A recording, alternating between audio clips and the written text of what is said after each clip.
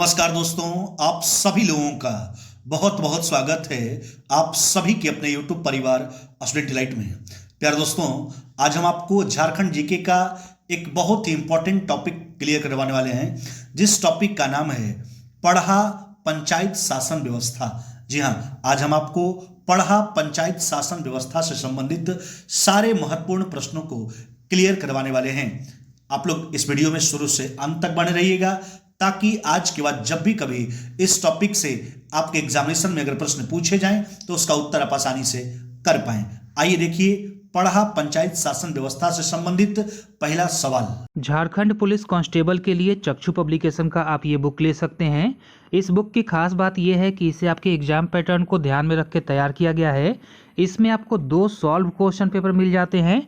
इसके अलावा 2000 से ज़्यादा आपको ऑब्जेक्टिव क्वेश्चंस देखने को मिलते हैं। साथ में 15 प्रैक्टिस सेट मिलते हैं। प्रैक्टिस सेट का फ़ायदा ये है कि इससे आप देख पाते हैं कि आपकी तैयारी कितनी है और आप अपने आने वाले एग्जाम के लिए कितने तैयार हैं। तो आपके एग्जाम के लिए ये बुक काफ़ी फ़ायदेमंद साबित होने वाला है।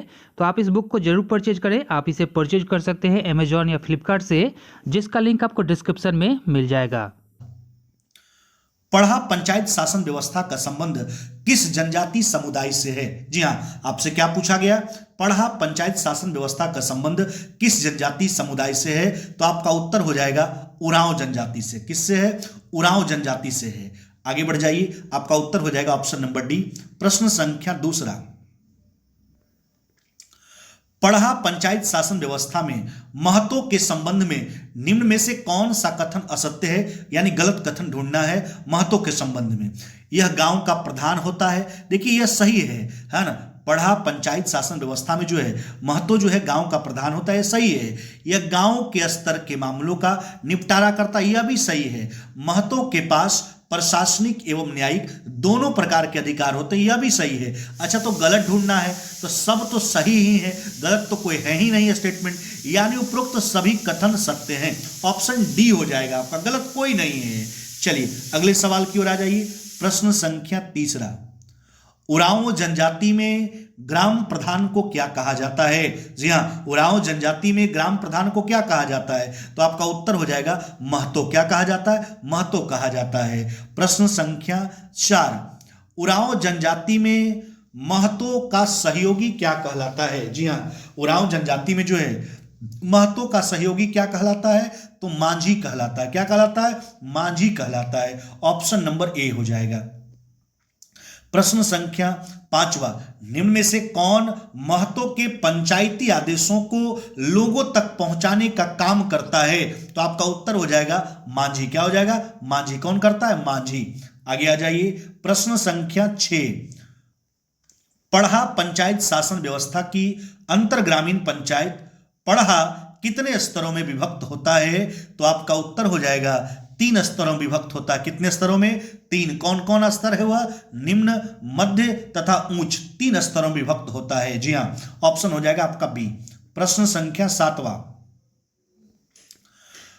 पढ़ा पंचायत शासन व्यवस्था में कई गांवों से मिलकर बनी अंतरग्रामीण पंचायत को क्या कहा जाता है? तो क्या कहा जाता है? आपका उत्तर हो जाएगा ऑप्शन नंबर ए, पढ़ा कहा जाता है। पढ़ा, ऑप्शन नंबर ए हो जाएगा। प्रश्न संख्या 8वां, पढ़ा पंचायत का प्रमुख कौन होता है? जी हाँ, पढ़ा पंचायत का प्रमुख कौन होता है? तो पढ़ा राजा होता है। कौन होता है?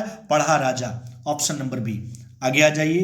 प्रश्न संख्या 9, पढ़ा पंचायत शासन व्यवस्था में 2 या अधिक गांवों के बीच के विवादों का समाधान कौन करता है? तो कौन करता है? तो पढ़ा करता है। ऑप्शन नंबर बी, आपका बी हो जाएगा। आगे आ जाइए। प्रश्न संख्या 10, पढ़ा पंचायत शासन व्यवस्था में निम्न में से कौन सर्वोच्च न्यायालय की तरह कार्य करता है? तो कौन करता है? पढ़ा दीवान। कौन करता है? पढ़ा दीवान करता है। सर्वोच्च न्यायालय की तरह कार्य करता है। प्रश्न संख्या 11, पढ़ा पंचायत शासन व्यवस्था में जिस मामलों का निपटारा ग्राम के स्तर पर नहीं होता है किसे हस्तांतरित किया जाता है? तो आपका उत्तर हो जाएगा पढ़ा राजा को। किसको? पढ़ा राजा को। प्रश्न संख्या 12, पढ़ा पंचायत शासन व्यवस्था में पढ़ा राजा अनिर्णित मामलों को इनमें से किसे हस्तांतरित कर दिया जाता है? तो आपका उत्तर हो जाएगा है ना, पढ़ा दीवान। किसे? पढ़ा दीवान को। आगे आ जाइए।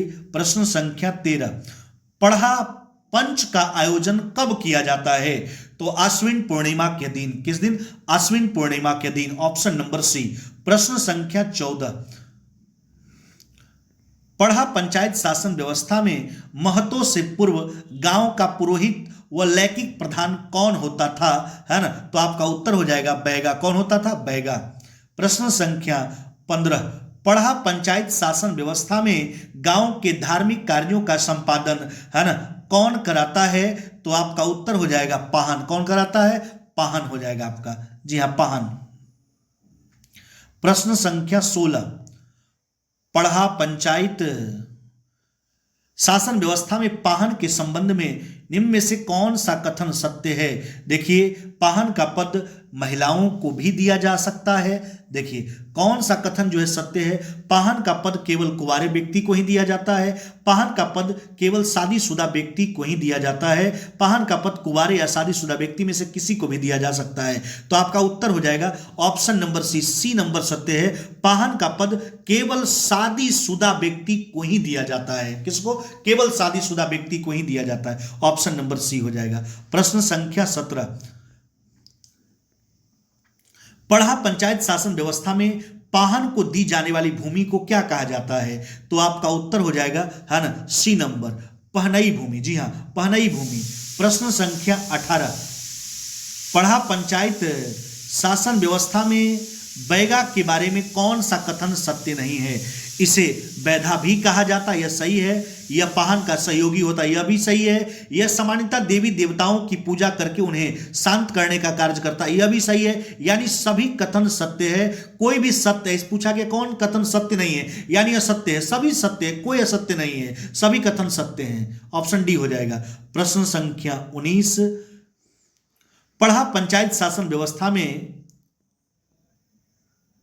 डाडा पढ़ा के बारे में कौन सा कथन जो है वो आपका सत्य है? यह कई गांवों को मिलाकर बनाया जाता है, सही है। इसमें पढ़ा के प्रत्येक गांव को सदस्यता के रूप में अधिकार और दर्जा दिया जाता है, यह भी सही है। इसमें पदों के अनुरूप अधिकार, कर्तव्य और पहचान चिन्ह दिया जाता है, यह भी सही है। सभी कथन जो है सत्य है ना। किसमें? किसके लिए? तो डाडा पढ़ा के बारे में। जी हाँ, सभी कथन सत्य हैं। ऑप्शन हो जाएगा आपका डी। तो यह था आपका पढ़ा पंचायत शासन व्यवस्था से संबंधित सारे महत्वपूर्ण प्रश्न, जिसको हमने लगभग 7 मिनट में जो है क्लियर करवा दिया। उम्मीद करते हैं कि आज के बाद जब भी कभी इस टॉपिक से आपके एग्जामिनेशन में प्रश्न पूछे जाएंगे तो उसका उत्तर आप आसानी से कर पाएंगे। जी हाँ, और इसका पीडीएफ भी टेलीग्राम चैनल पे डाल दिया गया है। जो लोग अभी तक वीडियो को लाइक नहीं किए, जल्दी से लाइक कर दीजिए और दोस्तों में शेयर करना तो बिल्कुल ही ना भूलें। और जो लोग चैनल को सब्सक्राइब नहीं किए, जल्दी से सब्सक्राइब करके बेल आइकन को दबा लीजिए ताकि वीडियो का नोटिफिकेशन जो है आपके स्क्रीन पर पहुंचता रहे। वीडियो देखने के लिए बहुत बहुत धन्यवाद।